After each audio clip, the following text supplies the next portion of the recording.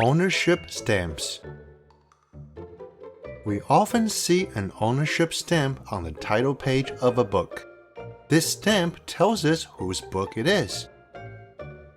The culture of library stamps started in the Tang and Song dynasties. People love to put their ownership stamps on different pages: the table of contents, the first and last page of a book.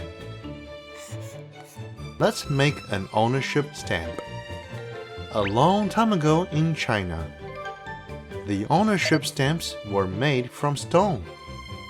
But now, we are going to make them from erasers. The things you need: 1. Eraser.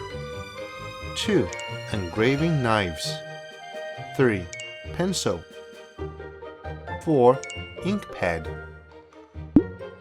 How do you make an ownership stamp? First, Google your name and look for its seal script. Second, think about your carving options. Relief carving and engraving are two popular ways of making a stamp. In relief carving, you keep the words and take away the other parts, making red words when the stamp is stamped.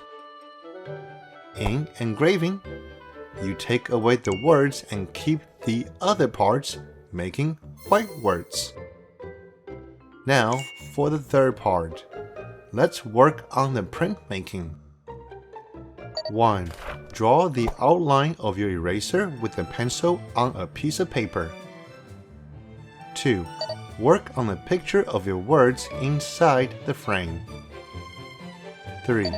Use a 6B drawing pencil to make the lines darker. 4. Stamp the eraser onto the paper to get a mirror image of what you have drawn. The pictures printed on the erasers may not be very clear. You can use a 6B pencil to darken the lines. Now, it's time for carving. Here we show how to engrave. Use knives with different blade shapes to carve. The triangular blade is usually used for fine lines or edges. The big and small semicircle blades are generally used for carving away parts you don't want. The oblique blade is usually used for cutting and creating clean cross-sections. The flat blade is usually used for smoothing the surface.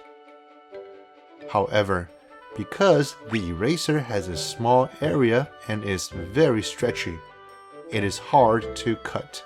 So, it is not a good idea to use it now. When using the knives, follow these 3 safety rules.